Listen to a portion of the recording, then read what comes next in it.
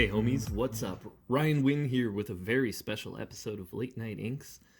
Last week we inked this long shot. It was awesome. Many of you joined in. We had a great episode. Really happy with this piece. And to take that away now, tonight, the special episode. I believe this is our first Late Night Inks digital. Now I have done, let's kill the light. I have done Late Night Live. Late Night Live. I'm having trouble with my L's tonight as usual. I've done Late Night Live, but this is a pre-recorded ink-along where I'm not just working on a Hammerella page or something like that. I have inked and colored this piece once before just as a warm-up, but I have some new tools and brushes that I am testing out, and I thought this would be a fun way to work that out and give you guys a fairly simple ink-along. It's there, no pupil details, very few details. He's mostly cool shapes. This is Nightcrawler, of course, if I didn't mention that already. And what's an ink-along? Well, an ink-along is your opportunity to join in an ink-along. This image is in the link below in the description. You can print it up or drop it into your Procreate or Clip Studio or whatever desired digital application you prefer. So I'm going to get started and we can start talking, or we can talk during that. So this is a hard angle brush. It's based off the calligraphy pen that came with Procreate, and I've been slowly manipulating different versions of it for about a year now. And by slowly, I mean slowly. Like once every couple months I get a few hours here or there to work on this stuff. And we're going to start with our contours. And one of the things I do a little different when I'm working digitally is I tend to pull a lot of my shots towards me with certain pens or brushes, but certain strokes I will pull away like this. It's just part of the process. I do recommend getting good at throwing your lines in all directions. That was something when I was coming up as a young inker. Danny Mickey, everything he inked was pulling in like this. Like he would do those bleeds like that. Where someone like Joe Weems would maybe do them like this. And then someone like John Livesey would do them, he would flick them out like this. This pen isn't designed yet with a quick taper for that. Because it's designed how I use my brush, and the way I use my brush is I do pretty slow tapers like that. So we'll jump back a little. So this was drawn in a sketchbook. That's why it's got all these other little sketches and doodads, little hands and knuckles that I was working on. And then I'm still always practicing shapes. Everything we draw is based on shapes. So I often just draw shapes and add shadows and light to them, and that helps me practice and warm up. But now back to Nightcrawler. Another reason I was kind of interested in doing Nightcrawler is we've been going down a little bit of a nostalgia train, or a nostalgia track lately. And Longshot, inking up Longshot brought back all kinds of memories, and he's one of my favorite X-Men, and one of my other favorite X-Men here is Kurt Wagner of the Munich Circus.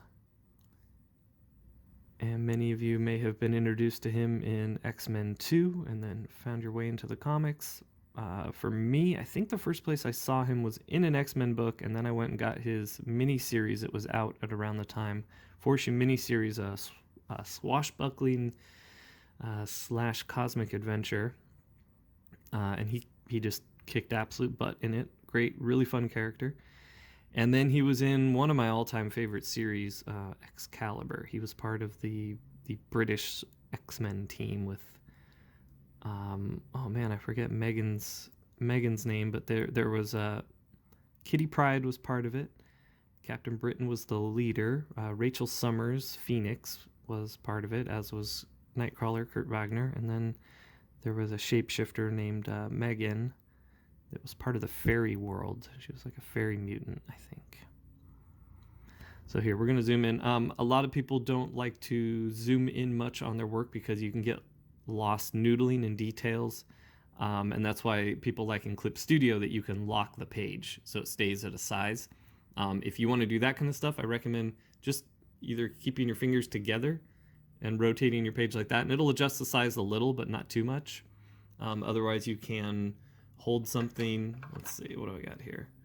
You could hold something between your fingers to keep them locked at a certain distance, and then you can rotate your page to do your lines in whatever direction you want without zooming in too much. You know, you can get it to actual size.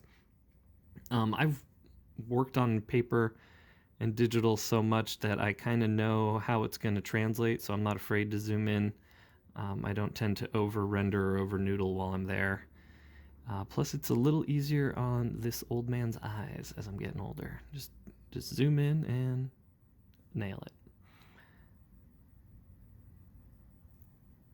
Now back to Nightcrawler. Teleportation powers, but in a really cool way. That was one of the things that era of creators was really good at, was understanding the visual medium and how to make teleportation fun. So he's got this big bamf noise that he makes, and a big plume of smoke, and sulfur appears and reappears whenever he disappears and reappears. All right, so I started getting in on details. We're going to do our contours first. I forgot. And we're going to do our usual kind of break the costume down for the design of the sketch. Or we won't go further than this. We won't have his little funky shoulders or anything. Or maybe it will after. We'll decide. So I am liking the way this pen is working. Some of you told me that there is no calligraphy pen in your version of Procreate. Mine were in the inking section all the way at the bottom, and I have them down here. I'm manipulating them. I don't really have brushes for sale or anything. I have a few friends that do sort of beta testing for me and are doing some tests for me, but sometime this year I'll have my own 2 or 3 Procreate brushes available for you guys. All right, so we mostly did the contours. Now I'm going to go and do the face. Unlike regular inking, we do not have to wait for dry time or look for wet points. We can move in whatever direction we want, but I still often or always recommend having a pattern or a goal. You don't want to just meander. There are ways to speed up your thought process and your inking. That's why for me, my basic thoughts are I do the contours, I outline things, and then I move details out, in and then out. I start in and work my way out. So we'll do the eyes and then we'll work our way out. I had jumped ahead and did the nose and mouth, but that's kind of what happens when I'm talking and inking, as you guys have seen in many other videos. Let's see. Nope, I'm going to outline these eyebrows. I'm going to give him some nice, big old, fat-based, solid black eyebrows, but we're going to have hairs working into the solid black, like that.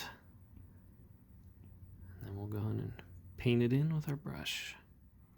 So yeah, this is, you can see it's very angular. I like that chisel effect. But I'm also playing with the shape of that brush and gonna get Gonna get it exactly how I want it over the next few months.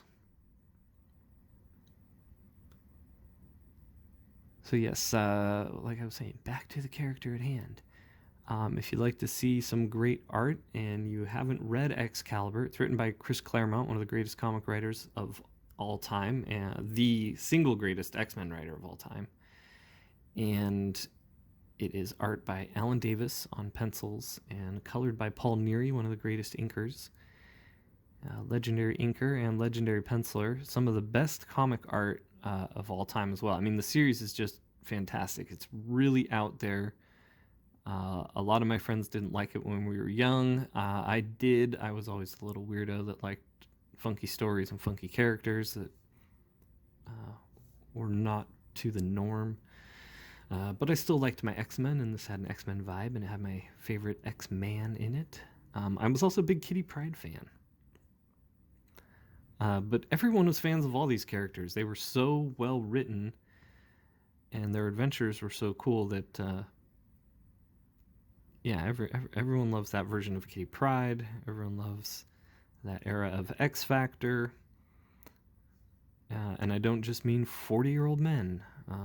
My nephew is a teenager. We have all kinds of young artists that are in their 20s that I often talk to, and they were introduced to a lot of the X-Men stories through the cartoon, as were a lot of people. My little brother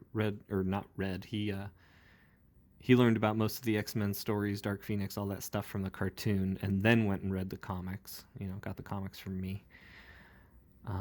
And a lot of people are familiar with that stuff, and they are going back and digging out these old X-Men stories, and they're awesome.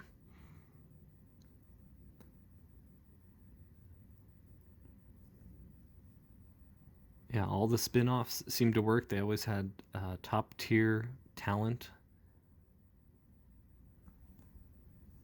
You had the Simonson couple, Walt and Louise, writing over on X Factor. Chris Claremont writing X-Men and Excalibur. Innocenti jumped in for some stuff. There was New Mutants. Claremont was handling that too. Bill Sienkiewicz on art. Just fantastic stuff from the X office at the time. All right, I'm not liking some of these lines, but I don't want to go. That's a result of the brush shape.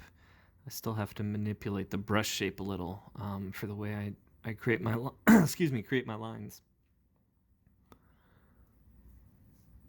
But instead of deleting, which I don't like to do, I don't like to jump back if I don't have to. We're just going to bold up that line and try to smooth it out a little.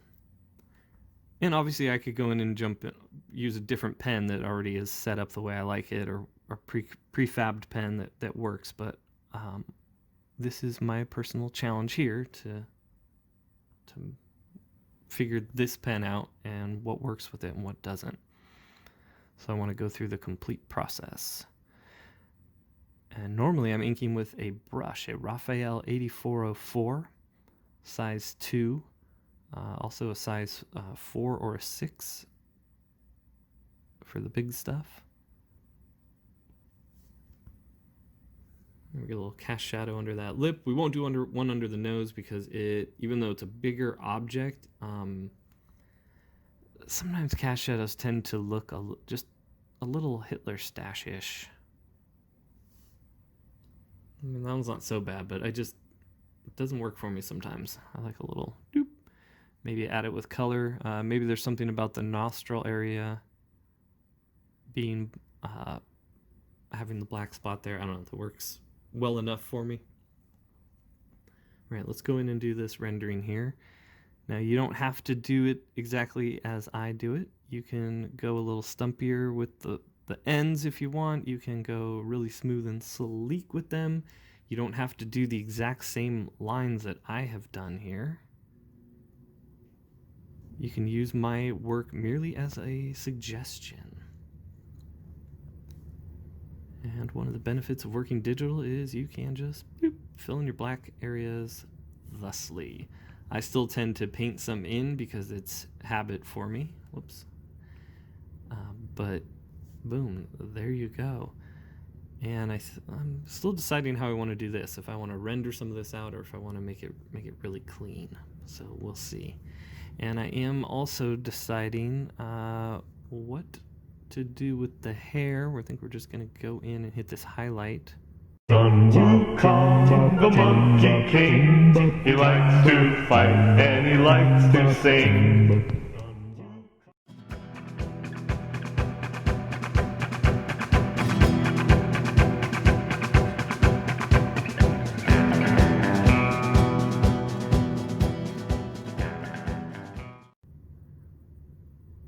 First, it's a big shape we want to highlight. We want to highlight the highlight. It helps to frame his face and lead in the composition. Composition's all about framing and leading. So I think I'm going to do the same thing with the eyebrows. I think we're going to go really solid black on the hair, but we're going to bleed it in from that highlight. So we'll go around following the form of the hair as it comes out of the head and goes around the sort of pompadour that he has. And let's see, then we're going to go in and do a secondary, kind of make these bleeds really thick and bleed into each other. There's some hatching occurring, but we're gonna eliminate that hatching. I don't really want to do hatching in hair. All right, so this would not be my preferred tool for doing hair. I would probably whip out what I call my awesome brush, something like that. And at the hairline, you want to break it up a little. You don't want to have solid lines around. Like I have a solid line here, but then I'm breaking it up a little. And this sort of is an indication of where his forehead meets the hairline. Strongly, like there's a bone, a ridge right there. So that's why I differentiate that. Let's close up some of these lines so we can fill in black. So yeah, normally I'd go in with a fatter brush and do that, but again, like I said, I'm testing stuff out. All right, so here we made some mistake. Some line was not closed off. Looks like this guy right here. Scanning. Oh, this guy here. Scanning. Let's see what we got. Nope, we still got something down here.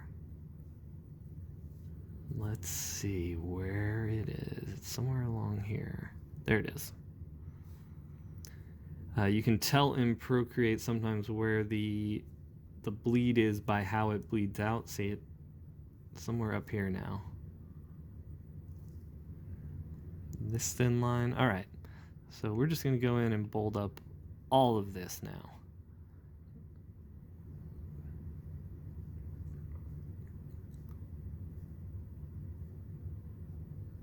There we go. All right. So tomorrow night, if you're watching this live with me, I am in the chat. You can ask me questions. We are going to attempt to have a guest tomorrow. I'm going to try to have one Michael Bancroft, creator, writer, and artist on the Lucent on. He's a super cool, super fun Aussie dude that had me on his channel, and we were introduced to each other, and we got along great, and I have a lot of fun watching his channel, Michael Bancroft. You can check him out. And I have a drawing that I'm doing for him of his character, and I thought it would be fun to have him on as a guest, not only as thanks for having me on his channel, but for to kind of show any of my viewers that aren't familiar with him his awesome project, The Lucent Waking Dream. So make sure to tune in for that. All right, we're going to go in, and you can do whatever you want with these. I was going to make them solid black, but I think I'm going to do little shadows like that, and your print up will have those shadows there, so you'll be able to follow those. And we're going to add some little noodly bleeds in the ear here just to soften up the transition of those folds. All right, and then this neck muscle we're going to represent with 4 thin lines there. That's all we need. And we're going to follow that form as it wraps around here on the back of the neck, and we'll do a little bit of rendering that wraps around. Again, we're always trying to give dimension to these two-dimensional shapes. So, boy, I didn't like using this pen for hair, but we are almost done. Let's see. I'm going to close off all the lines I want to have closed off so we don't have to play that game again. Otherwise, you can always use the selection tool, but I'm being a little bit lazy here. There we go. I think that's a better approach. And again, here I am painting in shapes when I could have just dropped in the black, just total habit. Another funny habit I get is after I've worked on digital pages for a long time, and I'm working in my sketchbook, I will try to double tap like this to go back. And you can't do that on real paper. So let's see, we're gonna keep that a hard transition. I think I like it like that.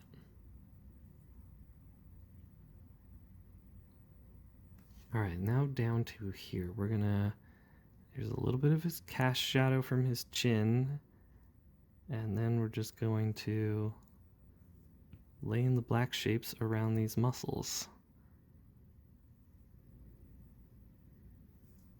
So I'm ovaling them out, or ellipsing them out, as I say in my own head. Use these like ellipses shapes, sort of a la Jack Kirby and a la the classic Marvel artists. Rounding out these shapes to push against the highlights. There we go. And then we can soften up those transitions with some bleeds. And we can do some nice fatties here.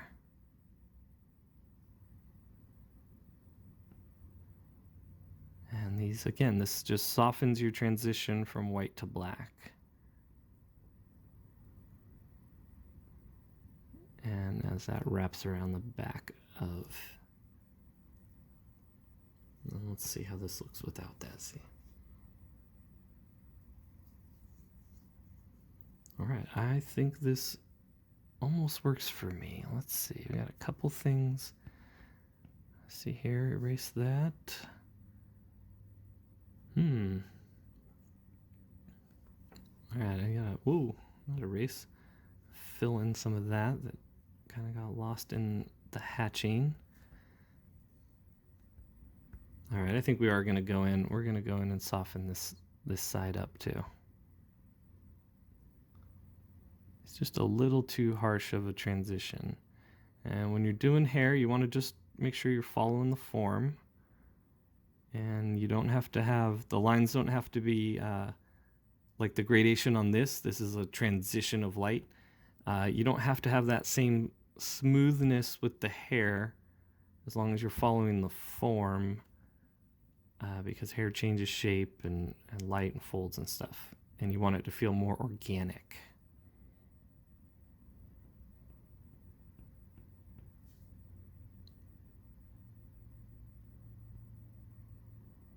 There we go. There we go. I'm liking that a little more.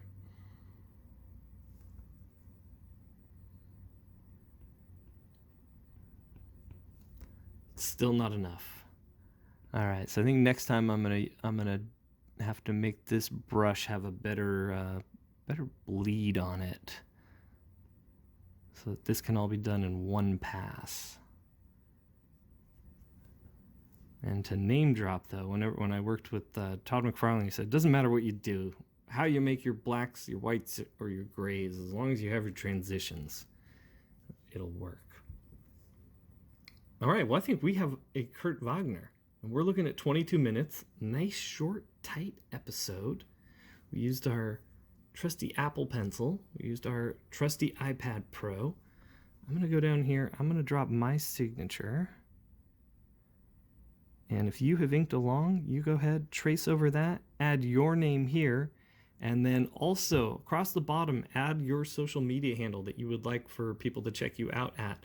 I don't have time to do that. I do sometimes have time to edit your work into the videos, but I need your guys' help to promote yourselves.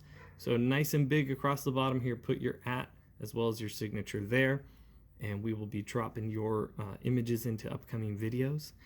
Links in the description for Hammerella. We are almost at our $15,000 stretch goal. We're 500 away. Then we can add 8 more pages of story and art. Let's see.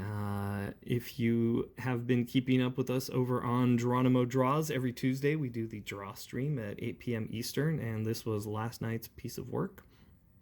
What a piece of work. The prompt was NITE. And I'll give you guys a little sneak peek of a Hammerella page that I'm working on. Some of you saw this first panel with one of the Mecha Kira, the giant robots, causing something to explode. And then we have our blue astropilots here.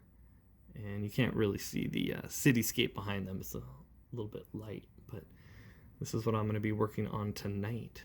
So, yeah, check that out if you haven't already, Hammerella. We are also hanging out a lot on the AlternateAccess.com message boards, which, yes, it's 2005 again. We're reading comics on newsprint and talking on message boards. And it's a really fun place to just kind of focus on Alterna and that community. So head on over there and let me know if you do an ink along of any of the ones. If you do this one or any of the previous ones, be sure to tag me and I'd love to see it. So until next time, take care of yourselves, take care of each other, and take it easy.